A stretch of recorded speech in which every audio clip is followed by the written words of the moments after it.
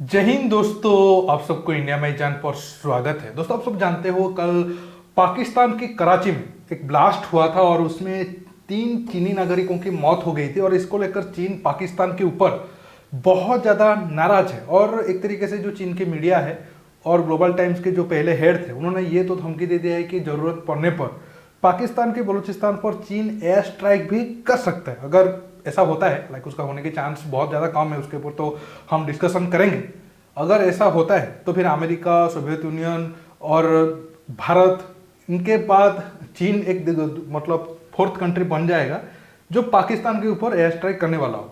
अगर आप देखोगे पाकिस्तान को, तो पाकिस्तान की प्राइम मिनिस्टर तो जरूर चेंज हो गए हैं, लेकिन पाकिस्तान के हालात में अब तक कोई चेंजेस नहीं आया है। पाकिस्तान के हालात पहले जितना खराब था और अब और खराब है और आगे और भी ज़्यादा खराब होने वाला है, क्योंकि इनका पॉलिसी ही इनको लेकर डूबेगा। अगर आप बयान को देखोगे, आप देखो ये बयान कितना ज़्यादा मतलब तबाही हो चुका है। और 3 चाइनीज प्रोफेसर के साथ साथ जो एक पाकिस्तानी ड्राइवर था, उसका भी वही ऑन द स्पॉट डेथ हो गया। और आप गाड़ी के हालात को देखने के बाद ये उम्मीद करना कि नहीं, इसमें जो लोग होंगे वो जिंदा रह जाएंगे, ये तो बेवकूफ़ी भरा बात होगी। अब बड़ा बात यह है कि जो बलूच लिबरेशन आर्मी है वो चीन के ऊपर इतना गुस्सा क्यों है, और वो पहली बार क्यों एक महिला को इस एक तरीके से आप कह सकते हो उनके जंग में शामिल किए। इसके बाद अब पाकिस्तान और चीन का रिएक्शन क्या होगा, देखिए। अगर आप मैप में देखोगे, हालांकि मैं पहले आता हूँ, जो कल ये जो घटना को अंजाम दिए हैं सारी बेलोच, देखा जाए तो ये काफ़ी एजुकेटेड है और खुद एमएससी के बाद एमफिल भी किए हैं। उनके हस्बैंड डॉक्टर है, उनके 2 बच्चे भी हैं। फिर भी ये खुद कल सुसाइड बम बनकर अटैक किए और उनकी जान भी गई। अब बड़ा बात यह है कि जो साहरी बेलोच है, उनके भाई को पाकिस्तान आर्मी ने कुछ साल पहले मारा था, इसलिए ये काफ़ी गुस्से में थी और 1-2 साल से ये प्रिपेयर कर रहे थे कैसे वो बदला लेंगे, इसी वजह से। और उनको लग रहा था कि ये पहले महिला होंगे जो बलूचिस्तान के आज़ादी के जंग में शहीद होने जा रहे हैं, और ऐसा करने के बाद उनकी कौम में बिल्कुल एक नया जान फूंकेगी। और मुझे लग रहा है कि बलूचिस्तान की जो लोग हैं उनके लिए, और जो कल साहरी बलोच ने जो किया, उसके बाद उनके दिल में इनके लिए बहुत ज़्यादा रिस्पेक्ट और बढ़ जाएगा। और पाकिस्तान आर्मी के आगे आने वाले टाइम में बहुत ज़्यादा मुश्किल होगा जो बलोच फ्रीडम स्ट्रगल है उसको काउंटर करने के लिए। हालांकि पाकिस्तान के अंदर बहुत ज़्यादा क्रिटिसाइज तो किया जा रहा है, लेकिन सही मायने में देखा जाए तो बलूचिस्तान के लोग जो आवाज़ उठा रहे हैं उनको आप ज़्यादा क्रिटिसाइज नहीं कर सकते हो, क्योंकि उनके हक को पिछले 60-70 साल से एक तरीके से आप कह सकते हो दबा कर रखा गया है। हालांकि ये मैप में बहुत कुछ गलत चीज़ है, लेकिन क्या कर सकते हैं, इंटरनेट में सही मैप मिलना बहुत मुश्किल है। मैं भी समझ नहीं पा रहा हूँ कि पाकिस्तान का औकात इंटरनेशनल स्तर पर क्या है। इंडिया क्यों प्रेशर ना डालकर जो मैप मतलब पीओके को हमारे हिस्से में नहीं दिखाता है, उसे क्यों नहीं रोक लगाता। चलो ठीक है, चाइना का इन्फ्लुएंस बहुत ज़्यादा है, आप सीओके को ठीक नहीं कर सकते हो, लेकिन पाकिस्तान का क्या औकात है अगर आप देखोगे इंटरनेशनल स्तर पर। और गूगल का सीईओ अगर भारतीय है, फिर भी अगर हम ऐसे काम नहीं कर पा रहे हैं, तो फिर ये हमारे लिए शर्म की बात है। इसी वजह से मैं पहले बता दिया, ये टॉपिक से बाहर है, लेकिन आप मैं आपके ऊपर कोई कंप्लेंट करो, इस वजह से मैं पहले बता दिया। लेकिन दुख की बात यह है, फिर से टॉपिक से थोड़ा बाहर जा रहा हूँ। आप जानते हो ट्विटर को एलन मस्क ने खरीद दिया है। अब अगर आप देखोगे ट्विटर में जो डिसीजन लेने की पावर, अगर जो लोग थे उसमें ज़्यादातर इंडिया नहीं है, और उनका ज़्यादातर काम वही इंडिया के एग्नेस्ट ही था। तो एक तरीके से आप कह सकते हो जो भारत से लोग बाहर चले जाते हैं, कुछ कुछ ऐसे होते हैं जिनको लगता है कि नहीं वो अमेरिकन बन गए हैं और उनका भारत के साथ कोई लेना देना नहीं है। छोड़िए, अब टॉपिक के ऊपर आते हैं। अगर आप देखोगे, ये रहा चीन पाकिस्तान इकोनॉमिक कॉरिडोर जो ग्वादर से होकर कासगढ़ तक जाता है। अगर आप बलूचिस्तान को देखोगे, ये रहा बलूचिस्तान का मैप। बलूचिस्तान पाकिस्तान की जो लैंड है वो तकरीबन 44% सिर्फ बलूचिस्तान ही है।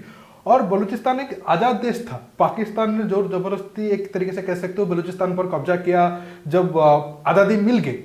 अगर आप पॉपुलेशन वाइज देखोगे, बलूचिस्तान में बहुत कम लोग रहते हैं, सिर्फ 50-60 लाख लोग रहते हैं। लैंड वाइज तकरीबन आप कह सकते हो 50% है, लेकिन पॉपुलेशन वाइज बहुत कम है। पाकिस्तान की आबादी 20 करोड़ है, लेकिन बलूचिस्तान में सिर्फ 50-60 लाख लोग रहते हैं। और उसमें प्रॉपर अगर आप बलोच लोगों को देखोगे, उनका आंकड़ा उसमें भी और कम हो जाता है। तो इसी वजह से बलूचिस्तान में जो लोग हैं वो ज़्यादा मतलब नंबर ना होने के कारण पाकिस्तान आर्मी को आसानी होता है थोड़ा बहुत उनको कंट्रोल करने के लिए। लेकिन ज्योग्राफिकल कंडीशन उनको फायदा होता है, जो बलूच लिबरेशन आर्मी हो या फिर जो लोग फ्रीडम फाइटर के लिए स्ट्रगल कर रहे हैं, उनको थोड़ा बहुत ज्योग्राफिकल जो बलूचिस्तान के माउंटेन एरिया है वो मदद कर देता है। अब आपके मन में सवाल होगा, बलूचिस्तान में लोग इतना पाकिस्तान आर्मी को नाराज क्यों है? ये लोग तो भी मुस्लिम हैं और पाकिस्तान वाले भी जो पंजाब हो, सिंध हो या फिर जो उनके सत्ता में बैठे हैं वो भी मुस्लिम हैं, तो फिर लड़ाई किस बात के लिए? ये तो एक अलग देश बनाया था कि नहीं, मुस्लिमों के लिए एक अलग देश होगा और वहां पर जितने भी मुस्लिम होंगे वो खुश रहेंगे। फिर चलो ठीक है, कबाइली एरिया वो तो पहले से ही टीटीपी वगैरह बनाकर नाराज है, तो फिर बलोचों के लिए फिर ऐसा क्या कर दिया पाकिस्तान ने कि वो लोग नाराज है? देखिए, अगर आप नेचुरल रिसोर्सेस के हिसाब से देखोगे, बलूचिस्तान में काफ़ी ज़्यादा नेचुरल रिसोर्सेस है, फिर भी उनको ना ऑयल गैस मिलता है, ना उनके जो माइनिंग होता है उसमें कुछ हिस्सा बलूचिस्तान के लोगों को मिलता है, कुछ भी नहीं मिलता है। और चाइनीज लोग, चाइना के ऊपर ये लोग इसलिए नाराज है। अगर आप ग्वादर पोर्ट देखोगे, ग्वादर पोर्ट बनने के बाद ना बहुत लोगों को उतना काम मिला है, जिसके साथ साथ इस एरिया में जो फिशिंग ऑफ चाइना कर रहा है, बड़े बड़े शिप्स लाकर सारा शिप्स बलूचिस्तान से वो ले जा रहा है। जो लोकल फिशरमैन है उनको काफ़ी मुश्किल हो रहा है, उनको ज़्यादा फिश नहीं मिल रहा है, तो उनके जो एक तरीके से आप कह सकते हो रोजगार है उसके ऊपर बहुत ज़्यादा प्रभाव पड़ रहा है। और जो रोड वगैरह, तो जैसे मैंने आपको कहा इंफ्रास्ट्रक्चर वगैरह तो बना दिया, लेकिन वहाँ पर जो बलूच लोग हैं उनको ज़्यादा काम नहीं मिल रहा है। मतलब एक तरीके से उनके ही मतलब एरिया में सब कुछ है, फिर भी उन्हें कुछ नहीं मिल रहा है।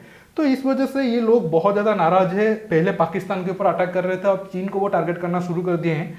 2018 में चाइना की जो दूतावास है उसके ऊपर अटैक हुआ था। उसके बाद कराची का जो उनका जो ये है, जो हमारा एक तरीके से स्टॉक एक्सचेंज है, कराची का स्टॉक एक्सचेंज है, उस पर अटैक हुआ था। उसके बाद दासूर डैम में पिछले साल अटैक हुआ, उसमें 9 के करीब चीनी नागरिकों की मौत हो गई थी। और इसके बाद अब कराची में अटैक हुआ है और उसमें तकरीबन एक तरीके से आप कह सकते हो 3 प्रोफेसरों की मौत हो गई है। पहले दोस्तों आप वीडियो देखकर समझ गए होंगे बलूचिस्तान के लोग चाइना के ऊपर क्यों नाराज है, क्योंकि वो नहीं चाहता है कि पाकिस्तान के आर्मी या फिर पाकिस्तान की गवर्नमेंट जो बुरा काम बलूचिस्तान में कर रहा है, चीन उसे सपोर्ट करे। अब आप देख सकते हो जो हू सिंजिंग है, जो पहले ग्लोबल टाइम्स के हेड थे, वो कह रहे हैं कि Baloch liberation army claimed responsibility for the attack. The BLA will definitely be more regulatory unhindered. I support Chinese military to launch direct airstrike against this terrorist organization camp after getting approval of the Pakistan government.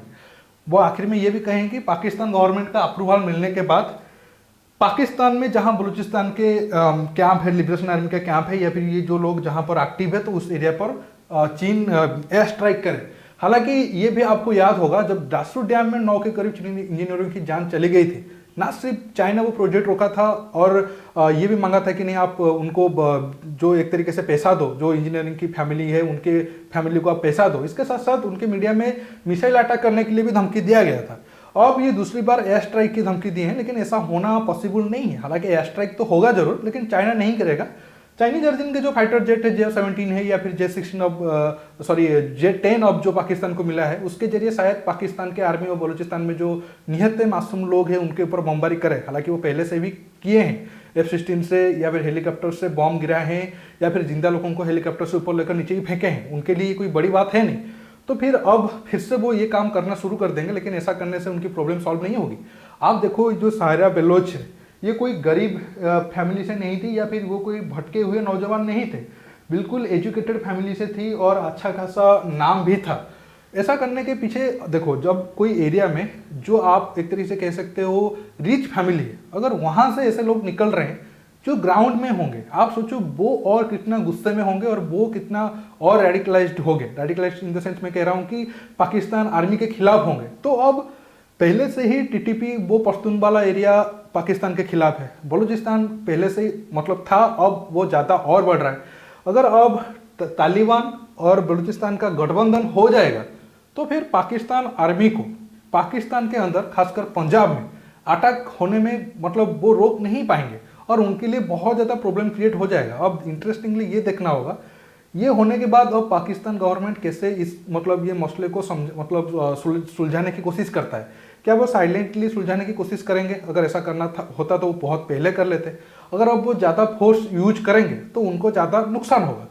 दोस्तों, आज के topic में बस इतना ही। आपको ये video कैसा लगा नीचे कमेंट बॉक्स में कमेंट करके बताइए, और ये वीडियो को ज़्यादा से ज़्यादा लाइक शेयर करने के साथ साथ आप मेरे चैनल को सब्सक्राइब करिए और सब्सक्राइब बटन के पास जो बेल आइकन है उसे प्रेस करिए ताकि आगे आप मेरे आने वाले वीडियो को मिस ना कर सके। दोस्तों रुकता हूँ, बहुत जल्द और एक नया टॉपिक के साथ मिलूंगा। नमस्कार, जय हिंद।